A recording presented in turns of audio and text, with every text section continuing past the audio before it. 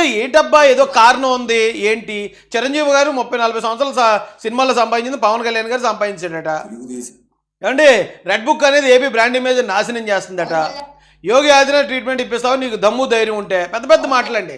2029లో జగన్ అధికారంలోకి వస్తే ఎవరు ఎక్కడికి వెళ్తారో మాత్రం అంటే అందరూ హెలికాప్టర్లు వేసుకుని వెళ్ళిపోతారు. మీరు ఒక్కొక్కరు ఒక వైపు పారిపోతారు. జగన్ గారు అధికారంలోకి వస్తే అంటే ఏంటి కుక్క మొన్నటిదాకా జగన్ మీద మురిగింది కదా, సడన్గా ఏ కారణంతో ఈ కుక్క జగన్ గారికి అనుకూలంగా మారింది? జగన్ గారిని ఎందుకు వెనకేసుకొస్తుంది? సాక్షి మీడియాలో ఎందుకు కూర్చోబెడుతున్నారు ఈ కుక్కని? దాంతోపాటు ఇప్పుడు నిన్న అంబటి రాంబాబుని పరామర్శించడానికి కుక్క వచ్చిందట. వస్తే అక్కడ తమ్మినేని సీతారాం పక్కనే ఇంకొక మార్గాన్ని భరత్ ఇంకో పక్కన మధ్యలో కుక్కను పెట్టారు. ఏటబ్బా ఏదో జరిగింది సంథింగ్ ఇక్కడ. ఏంటి కారణం ఏంటి? ఈ కుక్కతో ఇంతలా మురిగించడానికి గల కారణం ఏంటి? ఏమంటే ముగ్గురిని ఏ చెప్పుతో కొట్టాలి వదలని ఆధారాలతో సార్ని బయటపడతారు. సాక్షి టీవీ చెప్పుతో కొడతా ముగ్గురిని అంటే అక్కడ ముఖ్యమంత్రి గారు ఫోటో వేశారు, ఉప ముఖ్యమంత్రి గారు ఫోటో వేశారు, అలాగే నారా లోకేష్ గారు ఫోటో వేశారు మంత్రివర్యులు. ఈ కుక్క వచ్చి వాళ్ళ చెప్పుతో కొడతా అని ఈ కుక్కతో మురిగించి దాన్ని మళ్ళీ సాక్షి టీవీలో వేసుకుని సాక్షి పేపర్లో దీని గురించి వార్త రాసుకుని ఏంటి సునకానందం వైసీపీ వాళ్ళకి ఏంటయ్యా ఇది? ఏం పద్ధతి ఇది? జగన్ గారిని ఎవరైనా మాట్లాడే గెలగెల కొట్టేసుకుంటారు, కింద మీద పడిపోతారు, బట్టలు చింపేసుకుంటారు. మీరు ఇలాంటి కుక్కలతో మురిగించవచ్చు. అయితే ఈ కుక్కకు సంబంధించిన ఒక సీక్రెట్ ఆడియో ఒకటి నా దగ్గరకు వచ్చింది. సీక్రెట్ ఆడియో అంటే అన్నీ వేస్తారు మన వాళ్ళు, సోర్సులు వేస్తారులేండి కట్ చేసిన తర్వాత. ఈ కుక్క ఎంత నీచంగా మాట్లాడకూడదు అంత నీచంగా మాట్లాడుతుంది. అయితే గతంలో ఈ కుక్క జగన్ గారి మీద అలాగే మురిగింది. జగన్ గారు అప్పుడు చేసిన అన్యాయాలన్నీ కూడా ఈ కుక్క క్వశ్చన్ చేసింది.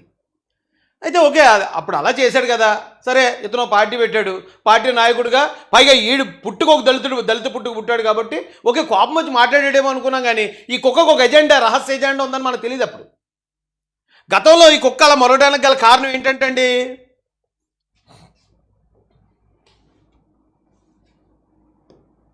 ఈ కుక్క చెప్పింది మళ్ళీని, వేరే వాళ్ళు ఎవరు చెప్పలేదండి.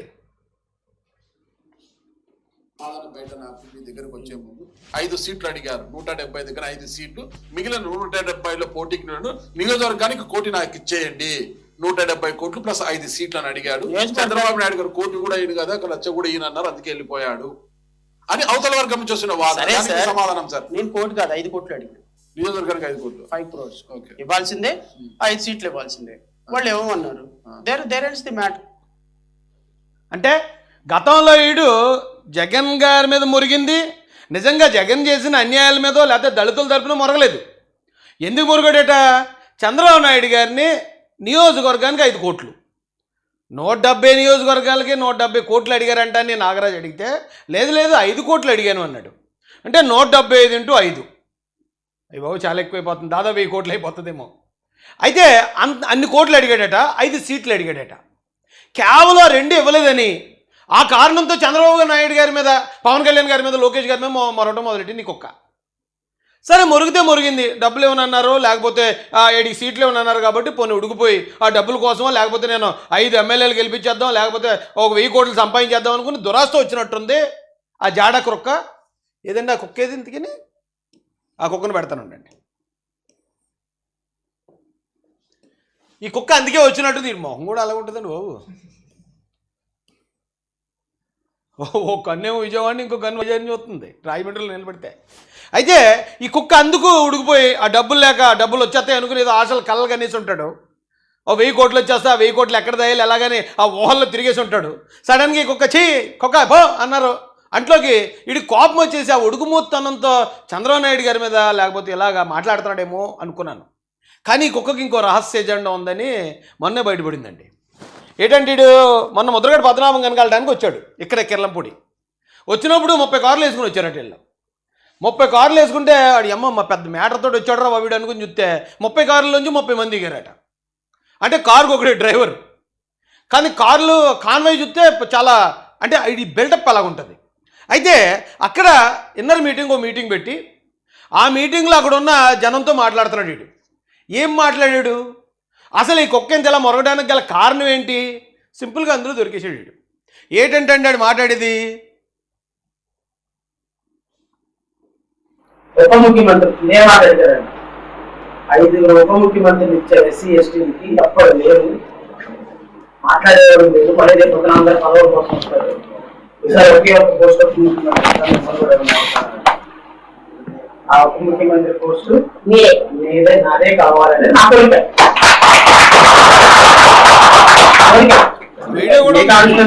నాకు నేను డైరెక్ట్ గా నాకు ఉప ముఖ్యమంత్రి మద్దతుతో నన్ను ఉప ముఖ్యమంత్రి. ఇటు పబ్లిక్గానే మాట్లాడాడు, వీడియో కూడా ఉంది, ఇదేం సీక్రెట్గా మనం ఇది చేసింది ఏం కాదు. అయితే ఆడేం మాట్లాడాడు ఒక క్లారిటీ లేకపోవచ్చు. ఇంకా ఎవరో జగన్మోహన్ రెడ్డి అన్నట్టు గతంలో నేను ఎస్సీ ఎస్టీలకి 5 ఉప ముఖ్యమంత్రులు ఇచ్చాను, సరిగ్గా వాయిస్ ఇచ్చేవాళ్ళు లేరు, కానీ ఈసారి ఒకటే ఉప ముఖ్యమంత్రి ఇస్తాను అన్నట. వెంటనే మనోడు ఆ ఉప ముఖ్యమంత్రి నాకే ఇస్తాడు, ఆ ఉప ముఖ్యమంత్రి నాకే కావాలని నేను అనుకున్నాను అనగానే ఆ పక్కన ఉన్న ఎవరో ఒక లేడీ మీరే ఉప ముఖ్యమంత్రి అంటుంది అనుకోండి, అది వేరే విషయం.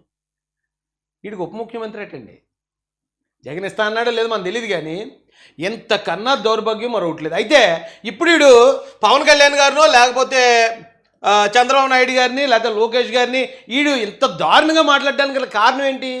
వీడికి ఇప్పుడు ఉప ముఖ్యమంత్రి పదవి ఆశ. ఆ పదవి కోసం న్యాయంగా పరిపాలించే వాళ్ళని కూడా వాళ్ళ మీద కూడా మరుగుతుంది కుక్క. ఇలాంటి కుక్కలనే చేరదెత్తది వైసీపీ. ఎందుకంటే ఎలాంటి వాళ్ళు అంటే ఏ గూటు పక్షి ఆ గూటుకి చేరుతుంది అంటారు కదండి. కన్నింగళ్ళు అందరూ కన్నింగులు తిరిగి చేరతారనుకుంటా. ముంచేద్దాం అనుకున్న వాళ్ళందరూ ఈ గ్రూప్ అంతా గ్రూప్ అనుకుంటుంది. అప్పుడేమో 800 కోట్లు దాదాపు 1000 కోట్లు అడిగాడు చంద్రబాబు నాయుడు గారిని, ఇవ్వనన్నారని అప్పుడు చంద్రబాబు నాయుడు గారిని తిట్టాడు. ఇప్పుడేమో ఇతను ఒకవేళ జగన్మోహన్ రెడ్డి నాకు డిప్యూటీ సీఎం ఇచ్చేస్తాను అంటున్నాడు, కాబట్టి నేను ఇక కారణం ఉన్నా లేకపోయినా చంద్రబాబు నాయుడు గారిని, పవన్ కళ్యాణ్ గారిని, లోకేష్ గారిని బూతులు తిట్టేసి ఏమనంటే నేను ఎస్సీ, లేకపోతే అంబేద్కర్ గారి పేరు వాడేసుకోవటం, ఆ కులం పేరు వాడేసుకోవటం, ఈ కార్డు ఒకటి అడ్డు పెట్టుకోవడానికి ట్రై చేస్తుంది ఈ కుక్క. ఎస్సీలే తరిమి కొట్టాలి ఇలాంటి కుక్కల్ని. ఎందుకంటే ఎస్సీలు ఎవరు కూడా అమ్ముడుపోయే వ్యక్తులు కాదు, డబ్బు కోసం ఆశపడి రాజకీయం చేసేవాళ్ళు కాదు, పదవి వస్తుందని చెప్పి అవతల మంచోళ్ళ మీద కూడా ఆరోపణలు చేసి వాళ్ళని బూతులు తిట్టి కులం కార్డు అడ్డు పెట్టుకునే వ్యక్తులు కాదు ఎస్సీలు. ఇలాంటి ఎదవ వచ్చి ఎస్సీల పరువు తీస్తున్నాడు. పనిచేశారు, అందరూ పనిచేశారు, నేను కూడా పనిచేశాను పార్టీ కోసం, కానీ ఇంత ఎదవబోతుగా ఎవరో బతకరండి. సరే చూద్దాం, ఏది జరుగుతుంది అదే జరుగుతుంది, గుర్తింపు వస్తే వస్తుంది లేకపోతే లేదు. తర్వాత విషయం రాష్ట్రం బాగుందా లేదా, నాయకులు మంచోళ్ళ కదా, చెప్పింది చెప్పినట్టు పరిపాలిస్తున్నారు లేదా, ఇది చూసుకోవాలి తప్పండి. వీడికి ఉప ముఖ్యమంత్రి ఇస్తానంటే డెడ్ బాడీ డోర్ డెలివరీ చేసినా పర్లేదు, ఈ దళితులకు శిరోమండనాలు చేసినా పర్లేదు, ఆ చీరాల కిరణ్ కుమార్ని చంపినప్పుడు ఈ కుక్క వచ్చింది నాతో పాటు, అప్పుడు జగన్మోహన్ రెడ్డి గారి మీద ఎగిరెగిరి పడిపోయేవాడు వీడు. అవన్నీ కూడా గాలి కొట్టుకుపోయి వీడికి డిప్యూటీ సీఎం ఇస్తానంటే ఇంతకీ ఇస్తాడా లేదనేది జగన్మోహన్ రెడ్డి ఇలాంటి వాళ్ళు ఎంతోమందిని ఏళ్ళమి ఆడించేస్తాడు.